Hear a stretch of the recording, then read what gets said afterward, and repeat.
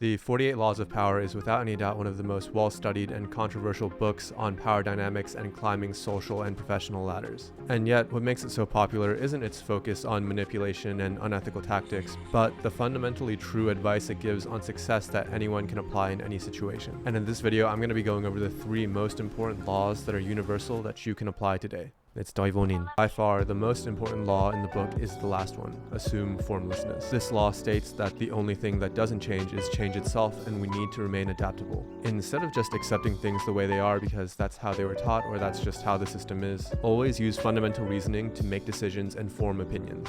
Miyamoto Musashi was the most unstoppable swordsman in Japanese history, famed for his formless style. Instead of sticking to any individual swordsman school, he would adapt his style of fighting to his opponents and his environment. A present-day equivalent of Miyamoto is best mixed martial artist of all time, Jon Jones. When you watch his fights, with no signature move, Jon Jones adapts his style to dominate his opponent, not sticking to any individual martial art. Famous Chinese general Sun Tzu also states that the best formation of an army is a formless one, as it's one that adapts to the environment and the opponent, and one that is completely unpredictable.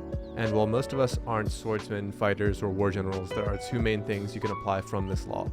First is critically evaluating things you do. When you do something, ask yourself, are you doing it because it's the way you were taught? Does it make fundamental sense to do it this way, and is there a better way to do it?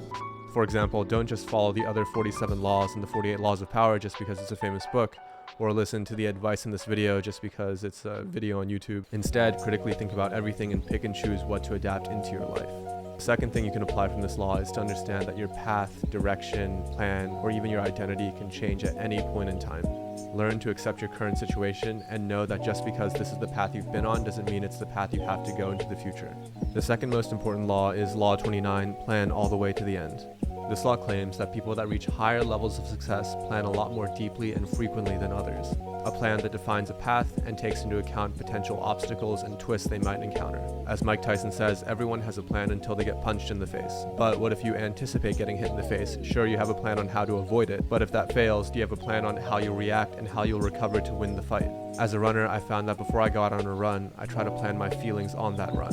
I know usually around the first 3 minutes of my run, I generally feel like giving up and stopping and just quitting for the day. But just the acknowledgement that I plan on feeling this helps me push through and get through to a 50-minute run.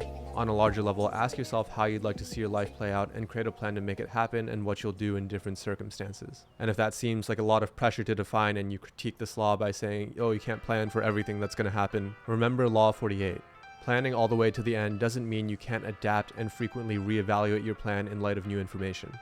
Because whether you like it or not, time moves forward, the end will come, and if you don't plan for a direction will be taken for you.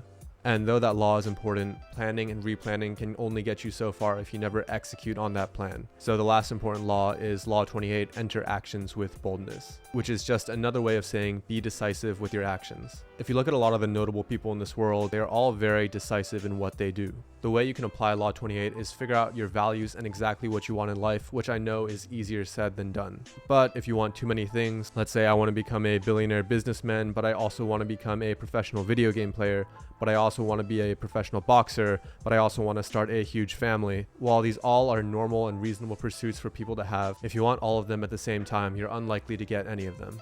I'm a big fan of Warren's 5-20 rule, which I would change to a 4-20 rule even, which is write down the top 20 things you want from your life, prioritize the top 4 or 5, and then drop everything else.